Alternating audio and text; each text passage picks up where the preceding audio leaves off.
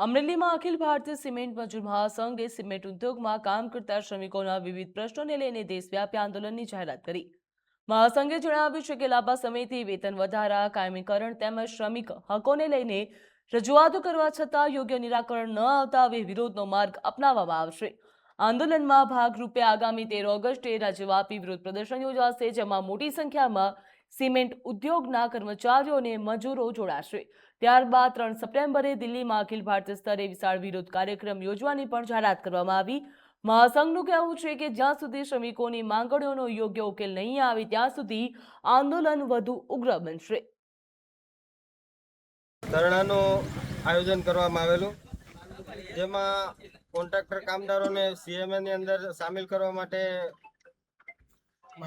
ની માંગણી હતી, તેમજ સિમેન્ટ નિર્માતા સંઘ જે વેજ બોર્ડનું સેટલમેન્ટ છે એને જલ્દીથી લાગુ કરે એવી પણ માંગણી એક હતી।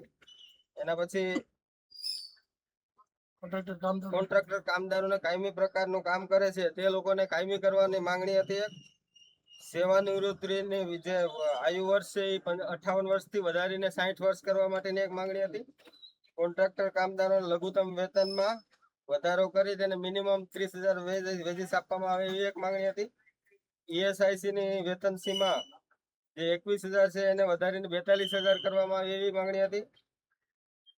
અને બોનસની ગણતરી 7,000 ને બદલે 18,000 ની કરવામાં આવે ગણતરી એવી એક માંગણી હતી।